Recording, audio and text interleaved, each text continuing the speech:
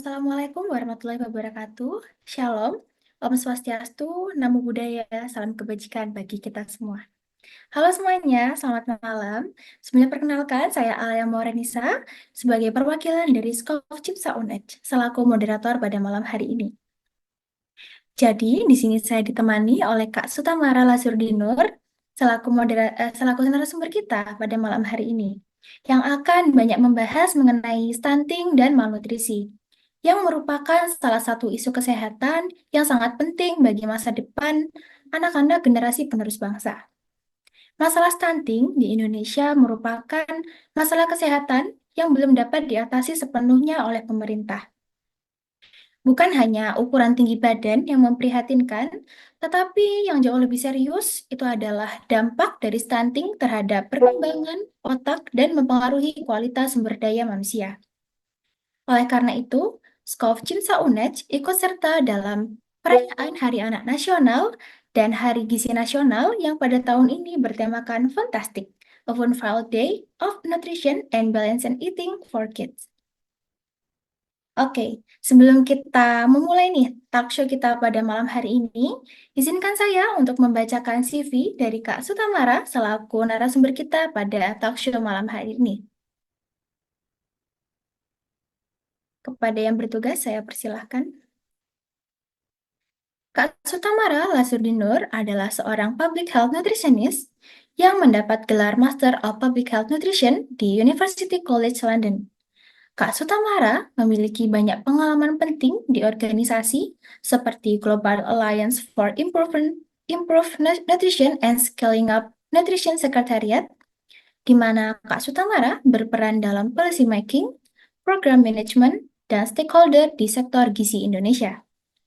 Nah, berbagai pengalaman tadi dilakukan untuk mendorong sistem pangan dan nutrisi baik di tingkat nasional maupun internasional.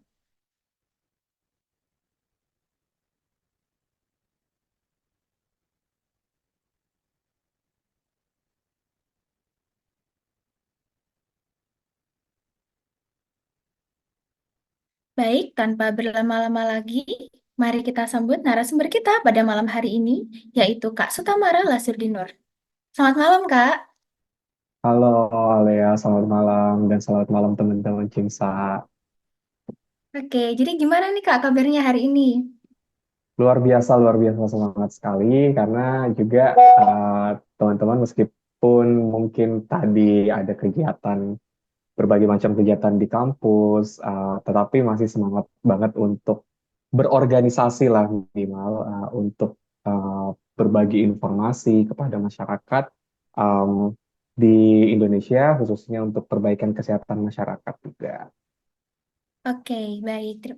Dan juga sebelumnya saya ucapkan terima kasih banyak nih ke Kak Sutamara yang menyempatkan hadir di tengah mungkin sibuknya jadwal Kak Sutamara pada talk show malam hari ini.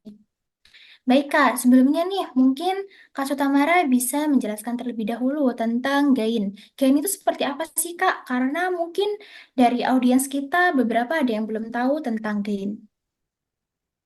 Ya, terima kasih ya teman-teman sekali lagi. Jadi sekilas nih tentang Global Alliance for Improved Nutrition atau GAIN. GAIN sendiri sebenarnya adalah organisasi internasional yang didirikan oleh UN, United Nations atau mungkin kita kenalnya PBB dalam bahasa Indonesia, um, untuk mengentaskan masalah gizi di sektor global. Yang kemudian setelah berkembangnya zaman, kemudian kita bertransformasi menjadi pekerjaan yang dilakukan di tingkat masing-masing negara. Nah, itu juga termasuk di Indonesia. Nah, mungkin itu ya perkenalan tentang GAIN secara keseluruhan sebagai satu organisasi. Oke, baik. Terima kasih banyak Kak Sutamara atas penjelasannya mengenai GAIN. Jadi mungkin kita bisa langsung mulai aja nih acara talk show kita malam hari ini. Untuk pertanyaan pertama nih Kak, selaku pertanyaan yang akan membuka sesi talk show kita pada malam hari ini. Nah, mungkin masih banyak nih Kak audiens kita yang masih awam dengan istilah stunting. Mungkin dari Kak Sutamara bisa menjelaskan apa sih sebenarnya definisi dari stunting itu? Oke.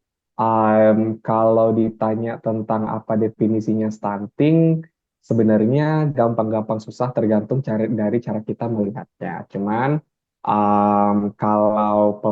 kalau bahasa program dan kemudian juga bahasa kesehatan, bahasa orang gizi akan mengatakan bahwa stunting itu adalah kondisi gagal tumbuh atau mungkin juga di mana tinggi badan itu um, tidak sesuai dengan usia anak pada saat itu. Oke, di mana kita melihat kalau diukur itu lebih rendah dari standar yang ditetapkan. Baik, tergantung nanti kita mau lihat apakah kita menggunakan standarnya WHO atau mungkin kita menggunakan standarnya Kemenkes. Kurang lebih hampir sama sebenarnya, karena pada akhirnya juga yang dilihat adalah um, kurang dari -2 standar deviasi dari ketentuan yang yang ditetapkan untuk standar pertumbuhan anak. Jadi yang dilihat adalah tinggi badan per usianya anak tersebut. Um, tetapi ada beberapa kondisi dijewantahkan bahwa anak stunting adalah anak yang kerdil atau mungkin anak yang pendek, dan itu adalah terjemahan yang secara gamblang ketika kita tulis itu di Google Translate misalnya akan muncul istilah kerdil dan lain-lain sebagainya. Tetapi bukan itu sebenarnya yang mau kita sampaikan ketika kita mencoba untuk mendefinisikan stunting, tetapi lebih ke apakah pertumbuhan tinggi badan anak berdasarkan usianya itu sepadan apa enggak. Kayak gitu dulu tuh yang perlu satu suara gitu kan. Untuk ngomong tentang di bawah standar deviasi dan lain-lain sebagainya itu kan pekerjaan orang nakes ya. Yang akan mengkategorikan seperti itu. Jadi nanti kita akan banyak berdiskusi tentang hal tersebut. Cuman yang mau saya sampaikan bahwa kejadian stunting juga itu disebabkan karena adanya akumulasi ya. Jadi numpuk nih masalah gizi, kekurangan masalah gizi selama periode yang cukup panjang di anak-anak.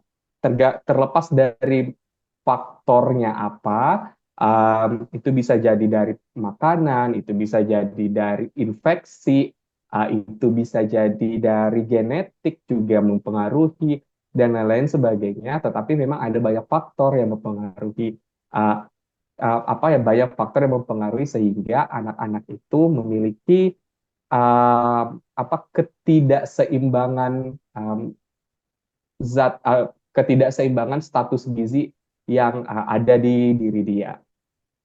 Mungkin itu dulu ya, kalau mungkin dari segi dampak jangka panjangnya mungkin tadi sudah dijelaskan bahwa akan menghambat pertumbuhan otak, dan karena pertumbuhan otak ini krusial juga buat anak-anak, karena otak akan terus dibawa juga nih sampai ke dia sekolah, kemudian nanti dia bekerja, hingga nanti dia berkeluarga juga misalnya, dan lain-lain sebagainya. Jadi akan cukup kompleks juga ketika kita membahas. Tapi overall, definisi stunting adalah itu. Oke, baik. Jadi yang bisa saya simpulkan nih dari penjelasan Kak Sutamara barusan, jadi definisi dari stunting sendiri itu adalah kondisi gagal tumbuh atau tinggi badan anak itu tidak sesuai dengan usia anaknya. Jadi seperti itu. Untuk standarnya tadi bisa dilihat dari standar WHO atau juga standar dari Kemenkes ya Kak ya. Oke, Ya.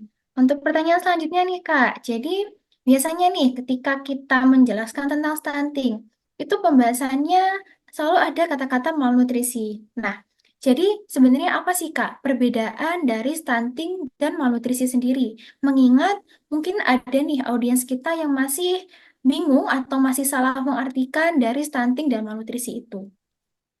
Oke, perbedaan antara stunting dan malnutrisi ya. Kalau ngobrolin tentang perbedaan, kayaknya memang agak sedikit sulit untuk menjawabnya. Tetapi yang saya bisa bilang adalah stunting itu adalah bagian dari malnutrisi. Jadi malnutrisi ini gedenya nih. Kemudian diturunkan lagi ada beberapa cabang dari malnutrisi. Um, Tapi kita coba berangkat dulu dari definisi malnutrisi itu sendiri, bahwa malnutrisi itu lebih kepada gangguan gizi yang terjadi pada seseorang. Kita belum ngomong apakah itu anak, orang dewasa, dan lain-lain sebagainya. Jadi semua orang, mau itu cowok cewek, mau itu anak kecil, dewasa, lansia, itu juga apa namanya dapat terjadi kekurangan gizi atau mungkin kelebihan gizi di dalamnya. Nah, jadi secara harfiah malnutrisi itu didefinisikan sebagai hal tersebut.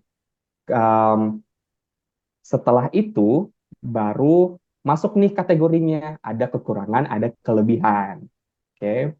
Nah, kalau kekurangan itu masuk tadi, ada yang apa namanya? Ada yang kurus, ada yang stunting, ada yang overweight. Sorry, kita bahas kekurangan dulu. Ada yang stunting, kemudian ada juga yang wasting, ada juga yang underweight. Nah, tapi itu adalah anak nih, anak usia sekitar sampai apa namanya balita, bawah 5 tahun.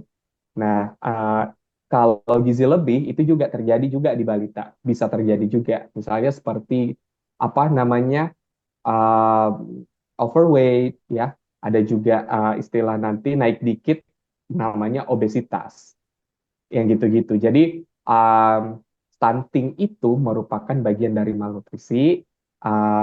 Jadi itu bukan sesuatu yang bisa di apa terlepas gitu. Mungkin itu ya, Bu ya, secara sederhana untuk bisa dibagikan kepada audiens nanti. Oke, jadi yang bisa saya highlight nih dari penjelasan Kak Sutamara barusan. Jadi, kalau malnutrisi itu, dia itu adalah gangguan gizi yang terjadi pada seseorang. Bisa jadi kekurangan atau bisa jadi kelebihan gizi. Nah, waktu di kekurangan tadi itu ada beberapa kategori yang seperti contohnya kurus, stunting, lalu underweight.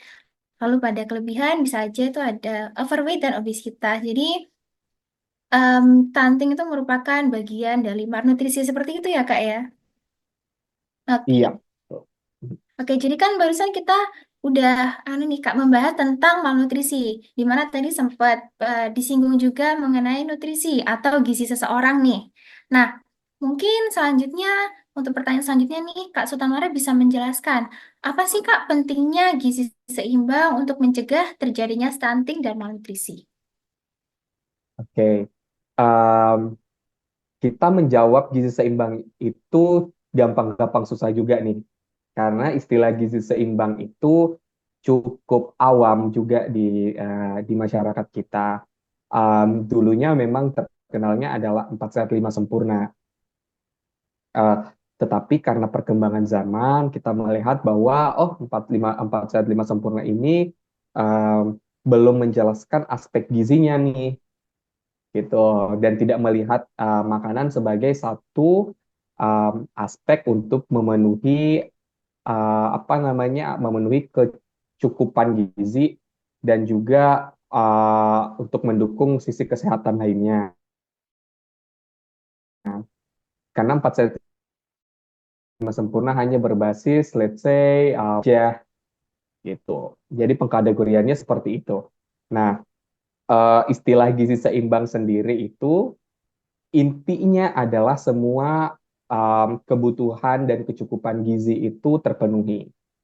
Mau karbohidratnya, mau proteinnya, mau lemaknya, mau vitaminnya dan juga mineralnya. Dan ini juga termasuk serat dan juga airnya. Air murni ya, air putih. Kayak gitu. Um, jadi pertanyaannya adalah apa pentingnya gizi seimbang untuk mencegah terjadinya stunting dan malnutrisi? Ada dua, bisa dilihat dari dua hal nih ketika kita menjawab tentang hal tersebut. Ada yang dari sisi anaknya pada saat dia masih 0 sampai 6 bulan, ada yang ketika dia sudah mulai diperkenalkan dalam istilahnya adalah MPASI, makanan pendamping ASI, kayak susu ibu. Nah, 0 sampai 6 bulan itu kita mengkategorikan gizi seimbang untuk bayi usia 0 sampai 6 bulan itu ASI aja dulu itu. ASI kalau kalau ASInya cukup rutin diberikan kepada anak, diberikan kepada bayinya, maka itu sudah cukup seimbang sebenarnya. Tidak perlu ditambah-tambahi lagi, tidak perlu dikurang-kurangi lagi. Intinya rutin diberikan kepada si dede bayi. Nah, naik level ketika 6 sampai 12 dan kemudian 1 sampai 2 tahun, itu kan sudah muncul nih makanan-makanan lain. Sehingga itu mulai diperkenalkan karena apa namanya tubuhnya karena ASI di atas dari 6 bulan itu sudah butuh dukungan dari makanan dari luar. Nah, itu perlu diperkenalkan lagi nih tubuhnya dede gitu, adik bayinya dengan makanan-makanan yang mengandung protein, uh, zat besi, kalsium, vitamin, kemudian dan lain-lain lah, dengan standar porsinya sendiri. Oke, kuncinya adalah ketika sudah dapat makanan dari luar itu ada porsi yang diatur. Um, Sayangnya, nah ini bicara masalah nih. Sayangnya apa namanya porsi ini tuh tidak terlihat di masyarakat kita standar porsi ini. Um, Anak-anak itu bahasa kasarnya adalah sering dicekokin makanan aja gitu kan. Uh, Nangis dikit dikiranya lapar. Rewel dikit dicekokin makanan biar dia diam. Itu kan bisa mempengaruhi asupan gizi yang terlalu berlebih, tetapi juga beresiko untuk konsumsi vitamin dan mineral yang kurang, seperti asupan dari sayur dan buah yang paling sering kehilangan nih. Yang gitu-gitu tuh yang sering hilang. Jadi gizi seimbangnya penting, penting untuk dilakukan, tetapi masyarakat kita itu perlu untuk memperhatikan sisi porsinya juga agar tepat sesuai dengan usianya anak, tepat sesuai apa yang dibutuhkan oleh si anak sampai usia 2 tahun dan bahkan 5 tahun, tepat juga uh, agar si anak ini bisa memperoleh kebutuhan gizi untuk mendukung pertumbuhan dia di periode golden age dia. Mungkin itu ya. Saya mencoba untuk sedikit menyederhanakan agar lebih bisa dipahami oleh masyarakat luas.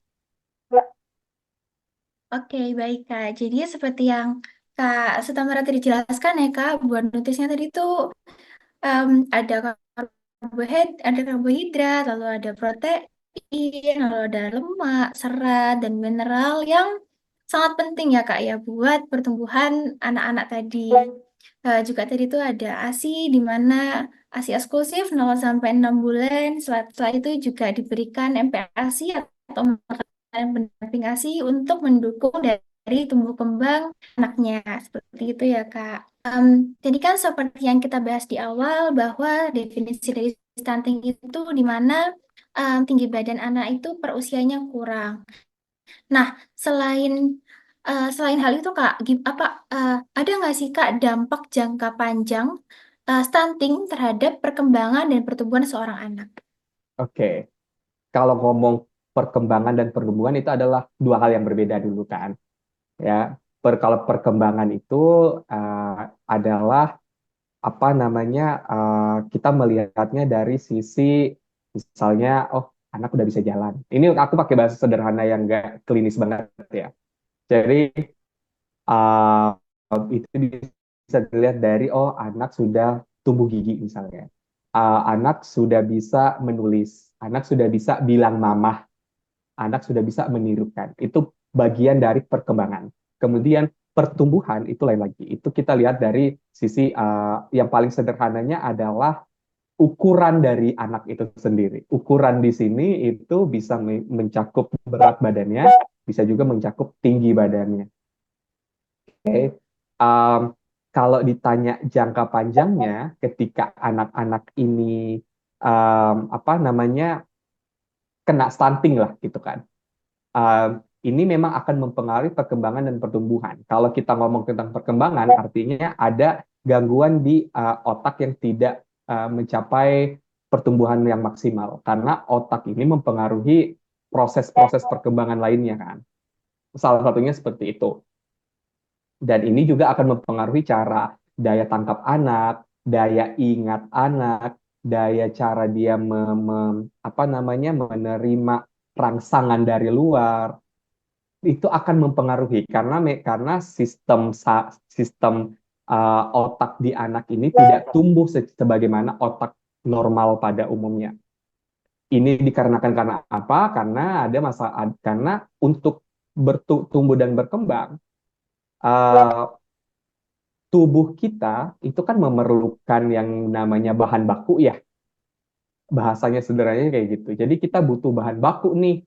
Gimana caranya agar otak uh, apa punya, kalau otak tuh ada sekat-sekatnya, semakin banyak sekat semakin bagus. Gimana caranya agar si otak ini punya banyak sekat-sekat gitu? Oh, ternyata neuron-neuronnya atau mungkin sel-sel otaknya itu uh, butuh butuh A B C D E F G gitu. Dalam bahasa gizi mungkin karbohidrat, protein, lemak, vitamin dan mineral yang optimal nih untuk perkembangan otak. Sayangnya nggak terpenuhi nih. Duh, otaknya memang ada nambah ukuran, tetapi ternyata neuronnya nggak berkembang. Ya kan gitu tuh, sel otaknya nggak berkembang nih, yang berdampak pada daya terima dan lain-lain sebagainya. Jadi itu salah satu dampak yang panjang ketika ada masalah gizi kepada anak di sektor perkembangan. Di pertumbuhan pun juga demikian. Apa namanya, anak-anak yang pertumbuhan tulangnya itu sudah demikian saklek gitu kan, atau sudah terganggu gara-gara anak ini menderita gangguan gizi yang kronis, dalam hal ini stunting, itu ada resiko, ya, ada resiko untuk menderita, bisa dimulai dari obesitas, oke. Okay? Um, karena penumpukan penumpukan kalori yang cukup banyak di dalam tubuh yang tidak terpakai dengan optimal juga, um, yang mengakibatkan anak menjadi gampang melar. Padahal untuk memproses kalori ini kita misalnya butuh protein lagi, butuh vitamin lagi, butuh mineral lagi, atau mungkin juga kita bisa bilang, oh, untuk menjaga agar si anak ini tidak tanda kutip gizi lebih, atau mungkin gendut lah bahasa bahasa ininya, awamnya, itu, oh, serat nih butuh juga nih, karena untuk menjaga usus, untuk mencegah penyerapan yang terlalu berlebihan dan lain sebagainya. Jadi itu salah satu, itu akan memicu dampak jangka panjang, dan itu kelihatan ketika anak-anak sudah dan apa dan ketika anak ini, seseorang anak sudah menderita stunting di kecilnya, dia anggap aja obesitas pak gedenya, obesitas ini juga akan mempengaruhi lagi proses bekerja, atau mungkin apa namanya di sekolah lah, paling dekat kan, dari bayi ke anak di sekolah, dengan cara apa kelihatannya dari anak rentan mengantuk,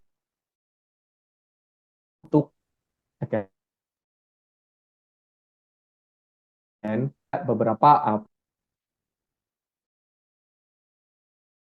faktor-faktor lainnya. Ini itu deh ininya biar enak.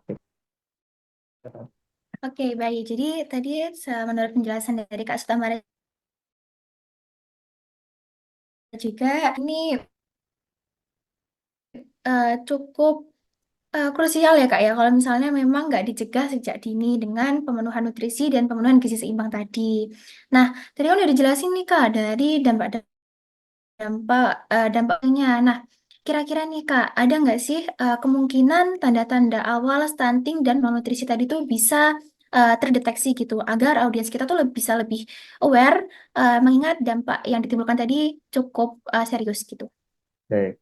Kalau itu kita bisa lihat dari dua hal sisi. Kita lihat dulu dari pertumbuhan um, berat badannya dulu. Eh, ketika ketika berat badan anak itu uh, tidak meningkat uh, secara waktu yang berurutan, kita kenal istilahnya sebagai fluttering. Jadi pertumbuhan berat badannya tuh rata, nggak meningkat. Itu ada indikasi bahwa anak tersebut beresiko untuk stunting. Jadi harus cepat ditangani. Um, yang kedua, ketika anak itu menderita infeksi, infeksi itu bisa macam-macam. Pada anak-anak itu bisa demam, um, bisa juga diare, jadi dan lain-lain sebagainya. Jadi banyak tipe-tipe infeksi pada anak. Paling sederhana, paling paling kelihatannya dua hal itu kan. Maaf. Nah, um, kalau anak menderita kondisi tersebut, itu akan beresiko istilahnya adalah wasting. Karena um, berat badan anak langsung anjlok gitu. Dan itu akan meningkatkan lagi resiko stunting. Oke. Okay? Kemudian kita melihat bahwa anggap aja ada skenario bahwa berat badan anak nggak apa-apa nih, itu biasa aja nih, maksudnya kayak pertumbuhannya oke oke oke oke. Tapi ternyata um, apa namanya tinggi badannya itu nggak nikah, nggak ada perubahan yang apa-apa susah karena itu cukup lama juga kan. Tetapi karena anak kecil, jadi pertumbuhan tulangnya itu cukup cepat, tidak meningkat dalam kurun waktu yang berurutan, maka itu sudah bisa kelihatan bahwa itu stunting. Itu sudah faktor yang paling kelihatan karena itulah yang mendefinisikan stunting di awal kan, kayak gitu. Nah dari situ ketika sudah kelihatan tanda-tanda awalnya, maka harus cepat-cepat nih dibawa apa namanya ke rumah sakit untuk dilihat lagi apa sebenarnya yang menjadi penyebabnya. Mungkin itu ininya.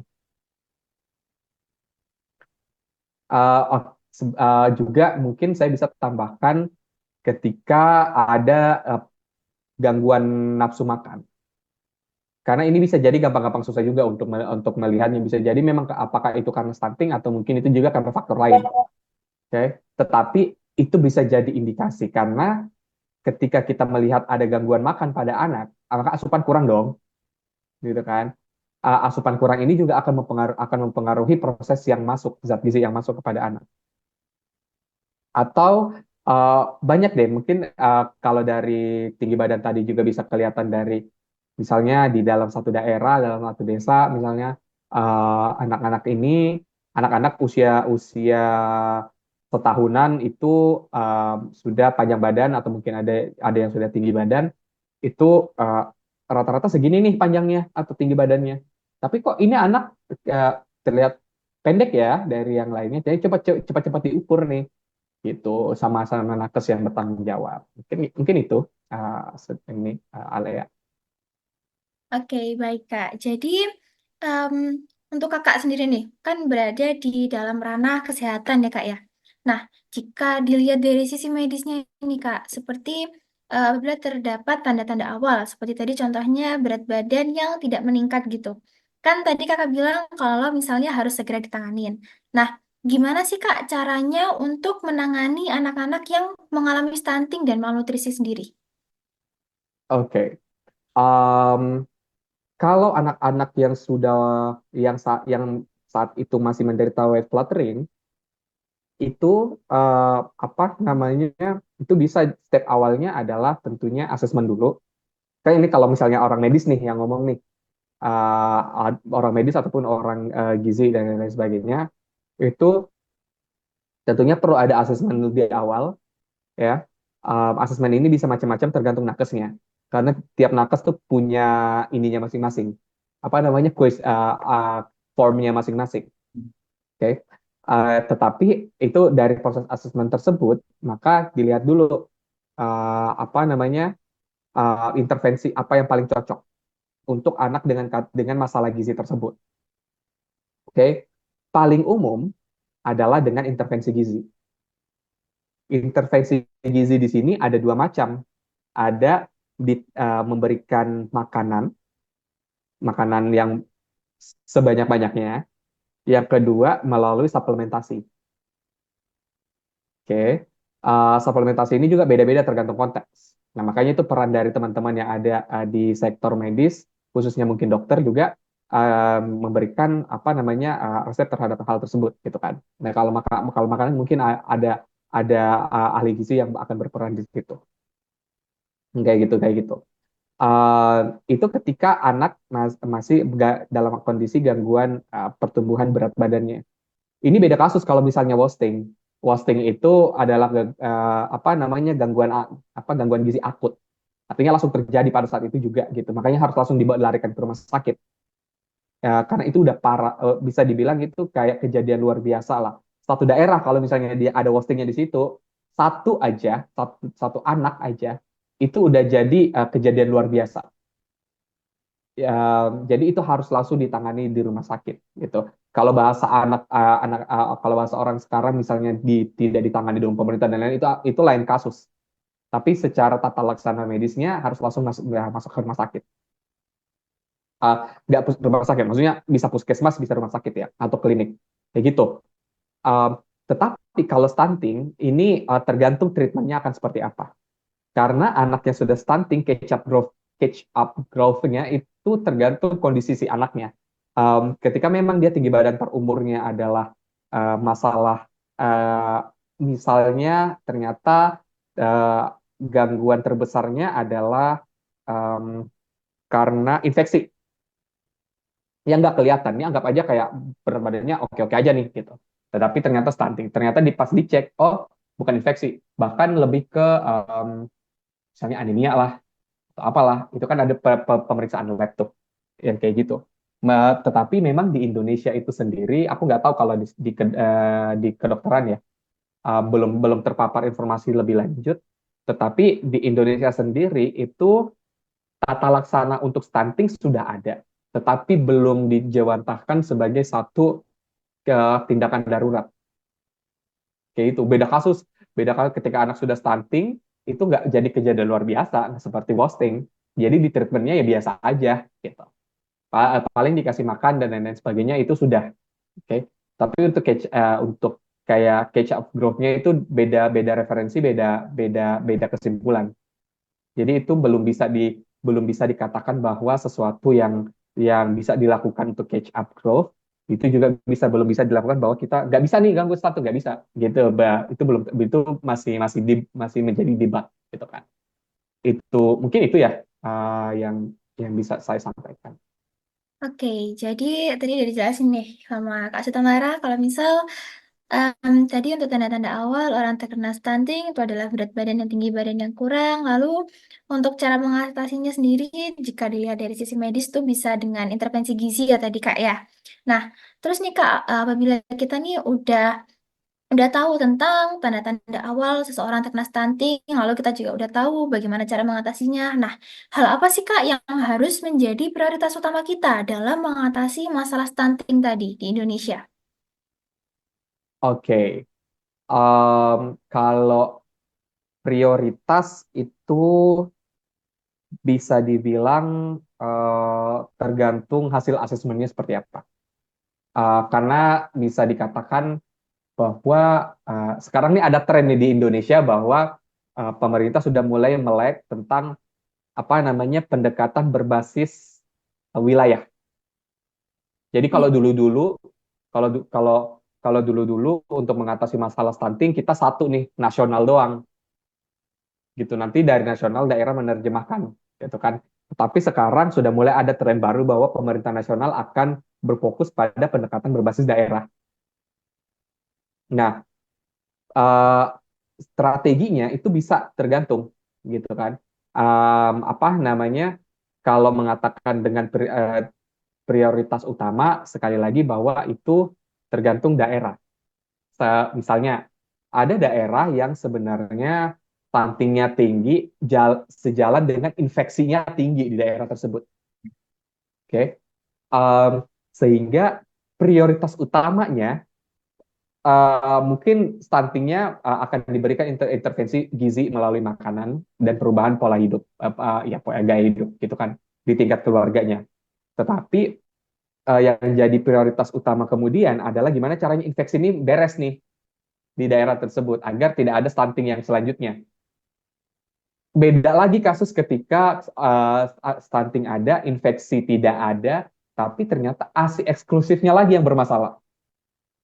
Jadi yang jadi prioritas utama juga ASI eksklusifnya, yang itu yang akan terus digembor-gembor gitu. Lo harus ibu-ibu lo harus kasih ASI eksklusif, jangan kasih susu formula dan lain-lain sebagainya. Jadi again itu adalah sesuatu yang kalau dikatakan prioritas utama tergantung dari kondisi wilayahnya apa.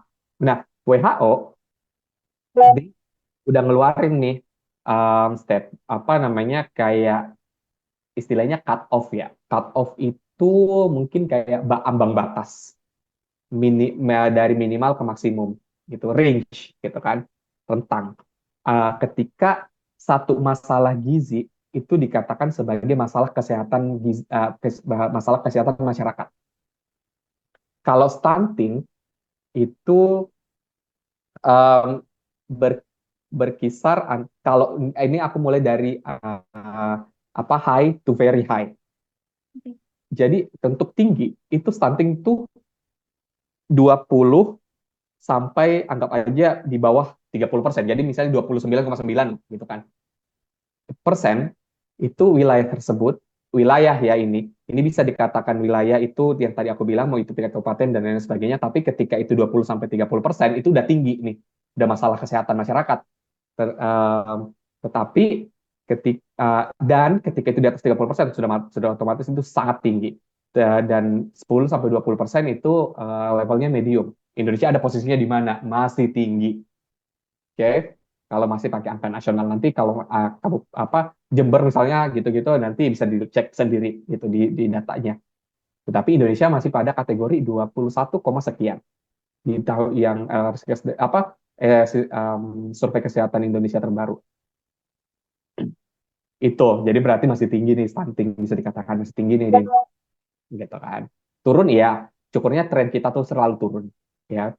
um, apa stuntingnya berarti memang ada perubahan apa kesehatan masyarakat yang bisa dikatakan cukup baik semenjak pemerintah mulai melakukan intervensi yang maksimal di situ, ditambah juga teman-teman contohnya misalnya dari CIMSA Universitas Negeri Jember juga mulai melakukan kampanye-kampanye untuk stunting untuk perbaikan ini masyarakat. Nah, itu tuh. Jadi prioritas utama itu adalah tadi pendekatan, kemudian juga untuk untuk masalah gizi kesehatan masyarakatnya itu sudah ada cut off-nya sendiri dan Indonesia masih berada di posisi tinggi, tetapi untungnya positifnya adalah Indonesia trennya turun terus.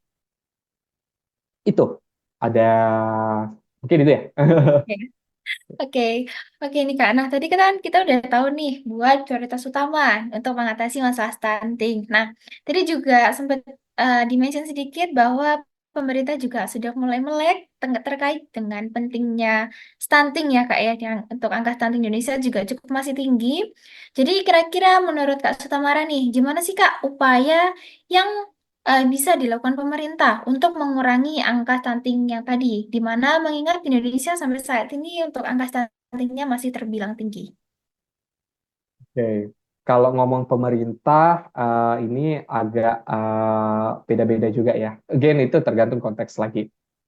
Tapi kalau di sektor nasional, sampai detik ini, sampai kepemimpinan presiden ini, yang Pak Jokowi dalam hal ini, itu upayanya udah banyak banget nih, gitu kan? Karena memang itu salah satu targetnya Pak Jokowi untuk menurunkan angka stunting hingga 14% di tahun ini, gitu kan?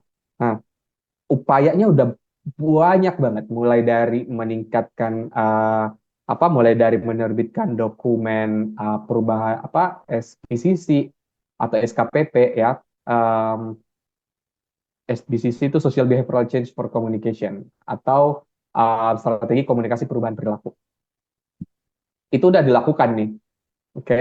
Kemudian juga dari pemerintah sudah memberikan bansos untuk kelompok-kelompok rentan. Kemudian juga pemerintah sudah melakukan campaign-campaign yang di luar daripada hal tersebut, misalnya kayak kader posyandu harus dilatih, nakes-nakes harus peduli terhadap bahayanya promosi susu formula, kemudian pentingnya ASI eksklusif, pentingnya imunisasi, dan penguatan penguatan posyandu dan berbagai hal lainnya itu sudah sering banget dilakukan oleh pemerintah. Tinggal PR-nya adalah mungkin di kepemimpinan berikutnya akan ada beberapa hal baru yang mungkin juga teman-teman sudah lihat. Misalnya seperti meskipun ini belum berkaitan dengan stunting banget ya karena menyasarnya ke anak-anak. Misalnya seperti makan siang gratis dan lain-lain sebagainya. Itu kita bisa lihat lagi nanti di upaya barunya akan seperti apa. Apakah betul-betul akan daerah spesifik daerahnya sendiri atau mungkin akan ada akan masih sama seperti yang kemarin. Uh, jadi kita masih kayak ya harap-harap cemas lah gitu kepada pada pemerintah. Tapi untungnya ya pemerintah gitu. Nanti dari teman-teman organisasi lain akan mengikuti apa yang ditargetkan oleh pemerintah juga nanti pada akhirnya. Oke, baik. Jadi, untuk pertanyaan barusan tuh tentang dari sisi pemerintahannya ya, Kak ya. Nah, Hmm. untuk pertanyaan selanjutnya nih, Kak. Dari sisi keluarga atau sisi dari orang terdekat kita atau orang terdekat dari anak-anak, yaitu adalah orang tua. Nah, cara apa aja sih, Kak, yang dapat orang tua itu lakukan untuk mencegah stunting dan malnutrisi? Mengingat peran orang tua itu sangat penting sekali ya, Kak, untuk pertumbuhan dan tumbuh kembang anak, apalagi di masa golden period anaknya. Oke. Ketika kita ngobrol tentang orang tua, maka saya akan berkaitan dengan pola asuh ya. Ya, betul. Mm-mm. Pola asuh di sini itu bisa termasuk juga pemberian makan pada anak, perilaku hidup bersih dan sehat untuk orang tua maupun pengasuh anak, dan cara untuk memberikan makanan terhadap anak, termasuk juga dengan PHBS tentunya, dan berbagai aspek yang sebenarnya itu adalah faktor eksternal atau faktor di luar daripada si anak itu sendiri. Kalau infeksi kan internal tuh. Nah, apa namanya? Uh, nah, di Indonesia sendiri ini gampang-gampang susah juga mengintervensi si level orang tua ini, gitu. Karena ada anak yang diurus langsung sama orang tuanya, ada anak yang diurus sama neneknya, ada anak yang diurus sama mbak-mbak. Ya. Mbak ini maksudnya adalah ART, asisten rumah tangga. Um, dan berbeda orang, berbeda pendekatan, berbeda mindset, berbeda cara mengasuh. Oke, padahal semuanya anak-anak. Kalau yang langsung ditargetkan adalah orang tua, menurut saya orang tua zaman sekarang itu sudah mulai aware terhadap gizi. Untungnya di situ. Orang tua sudah mulai aware terhadap gizi, um, tetapi ada miskonsepsi. Kok miskonsepsi sih? Mispersepsi um, tentang gizi yang baik untuk anak itu seperti apa. Karena itu ada belief di situ, ada keyakinan di situ yang dipengaruhi juga dari baik tetangga, uh, mertua, mamahnya sendiri, apa kayak ya faktor-faktor eksternal yang mempengaruhi pengetahuan orang tua nih untuk cara memberikan makan pada anak. um, yang kayak gitu. Nah, minimal kita yang bisa kita lihat adalah kalau memberikan ASI eksklusif, makanan bergizi seimbang dan lain-lain sebagainya itu untuk kalangan masyarakat di Indonesia yang ekonominya menengah ke bawah itu sudah kita punya lah buku pink ya gitu kan bahasanya. Jadi bagian Kementerian itu banyak banget sebenarnya. Sisa yang bisa kita lakukan adalah seberapa konsisten orang tua kita untuk pantang terpengaruh dengan pengetahuan-pengetahuan yang di luar daripada gizi. Gizi yang baik ya. Ini apa beda nih ketika ada iklan-iklan yang tentang sayang anak kasih ini, sayang anak kasih itu beda gitu. Ya. Ya makanya gimana orang tua ini mau belajar secara mandiri, cari di apa namanya berkonsultasi langsung kepada orang uh, yang tepat dan lain-lain sebagainya. Cara paling utama yang paling enak adalah melalui antenatal care. Karena di situ itu bisa disambil disisipkan pelan-pelan informasi gizi, pentingnya bicara ini anak dan lain-lain sebagainya karena di situ ada proses persiapan nih gitu kan, apalagi banyak orang tua baru zaman sekarang gitu.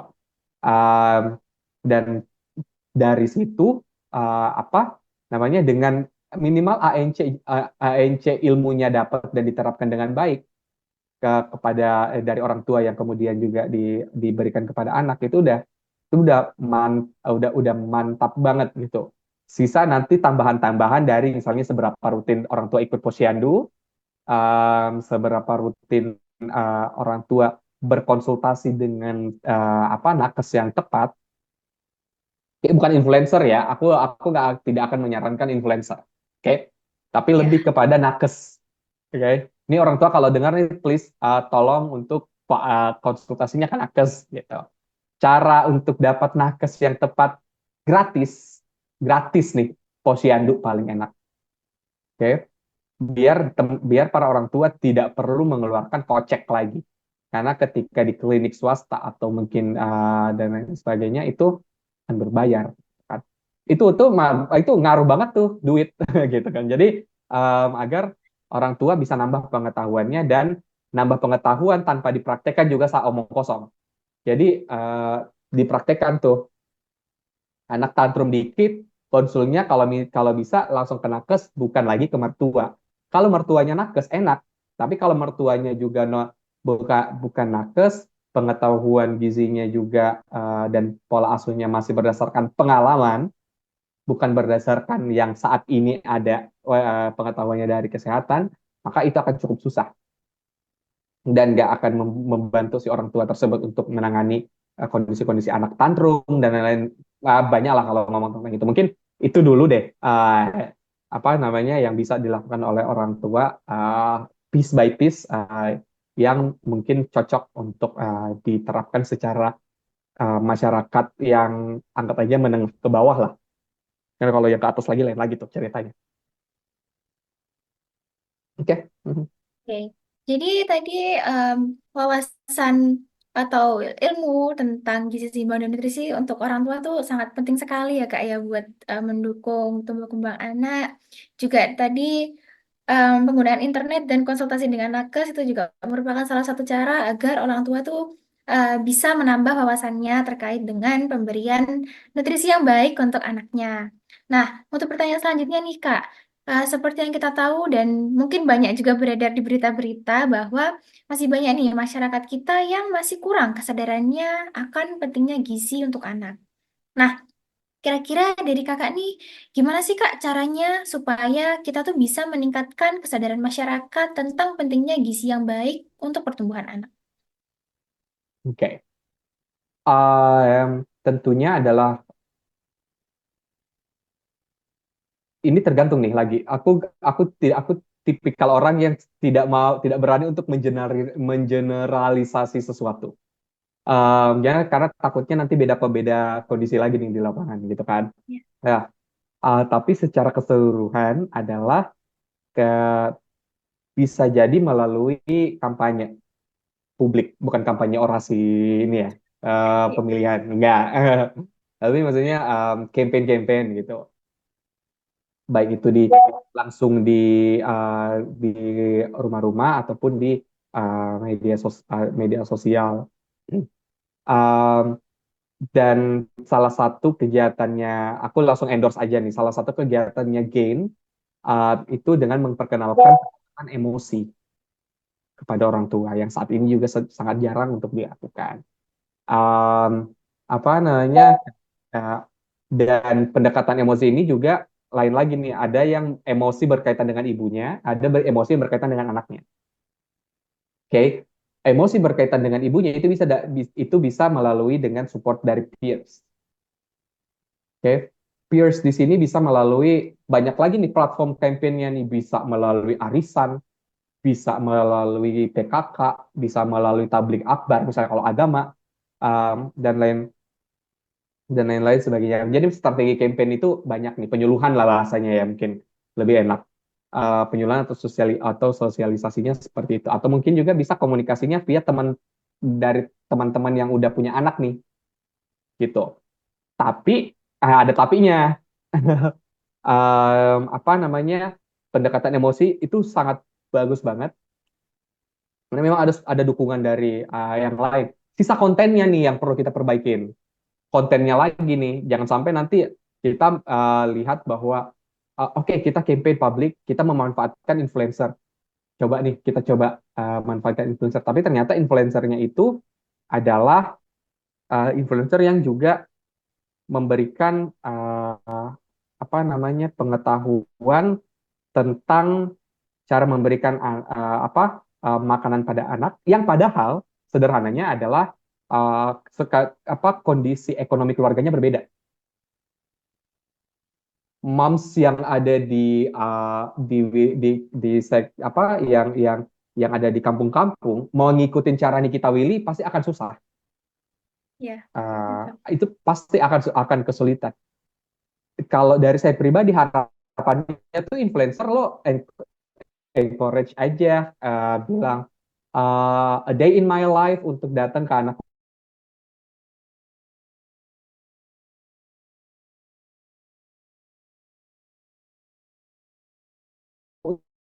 untuk berkunjung ke posyandu.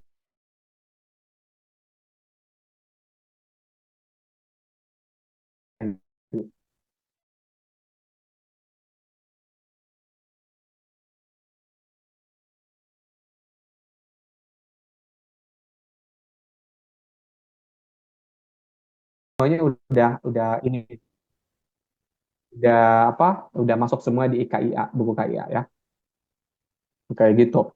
Itu kalau nah masalahnya adalah ibu-ibu kita lebih enak untuk nge-scroll daripada untuk buka lembaran.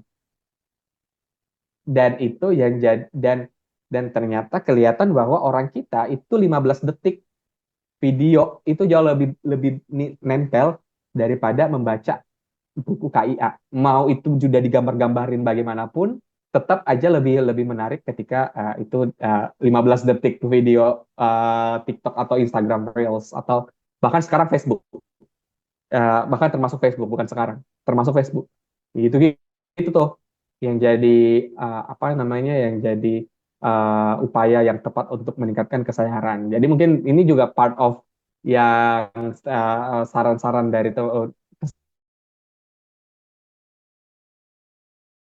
ke teman-teman Cimsa. Nanti kalau teman-teman mau belajar tentang mungkin punya produk tersebut juga untuk nanti di teman-teman. Ya. Lanjut nih Kak, untuk pertanyaan terakhir sekaligus pertanyaan yang akan menutup talkshow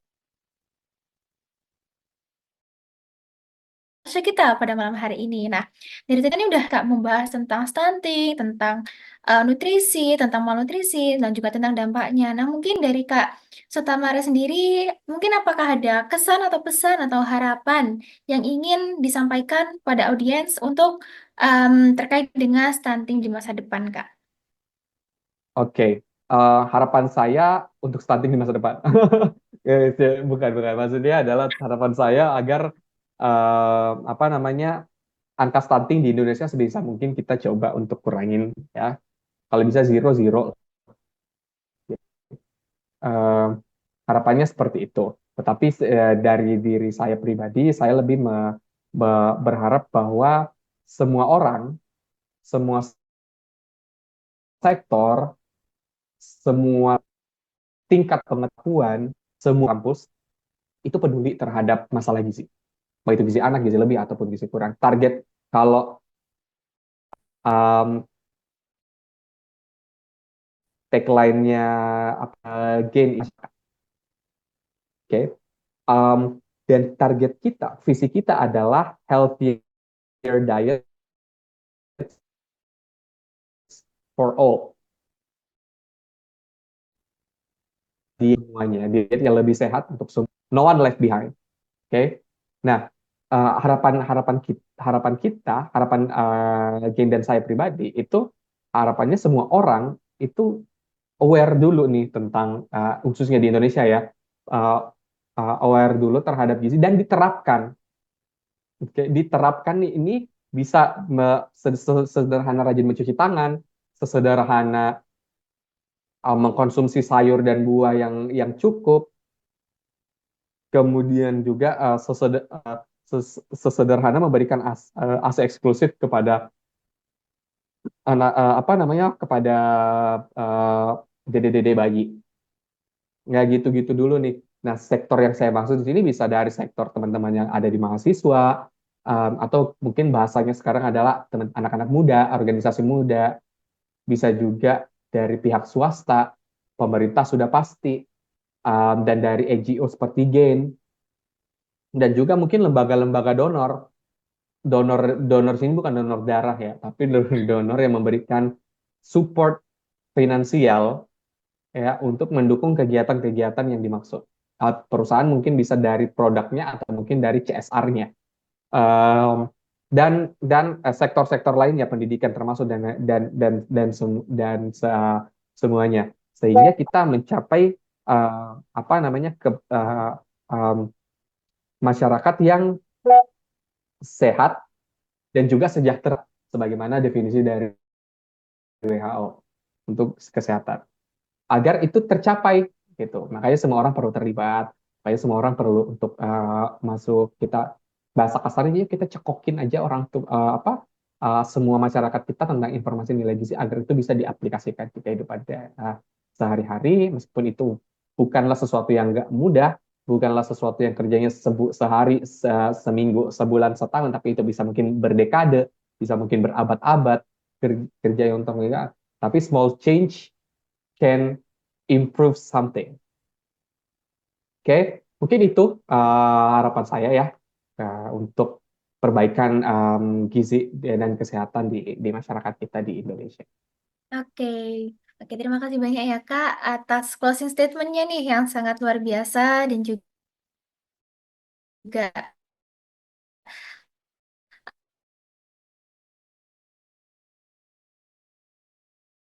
saya mau ngucapin terima kasih banyak atas jawaban-jawabannya, nambah wawasan dan awareness audiens tentang stunting dan malnutrisi. Nah, sebagai bentuk terima kasih kami kepada Kak Sutamara, kami dari CIMSA ada sedikit kenang-kenangan berupa sertifikat kepada Kak Tama.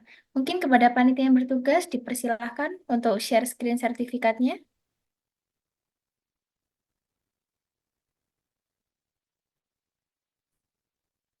Baik, untuk panitia yang bertugas, untuk dokumentasi akan saya pandu.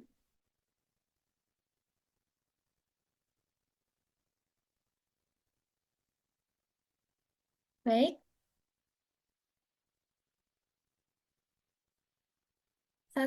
satu, dua, tiga. Ya, sudah. Baik, saya ucapkan sekali lagi terima kasih ya Kak. Untuk Kak Sutamara, saya selaku moderator mengucapkan em, banyak-banyak terima kasih karena Kak Sutamara juga sudah meluangkan waktunya untuk mengisi talk show kita pada malam hari ini. Mungkin karena keterbatasan waktu, kita akan mengakhiri pertemuan kita pada malam hari ini. Saya Alia Maurenisa selaku moderator pada talk show malam ini. Izin pamit undur diri dan mohon maaf apabila saya ada kesalahan kata. Terima kasih. Ya, terima kasih banyak ya teman-teman.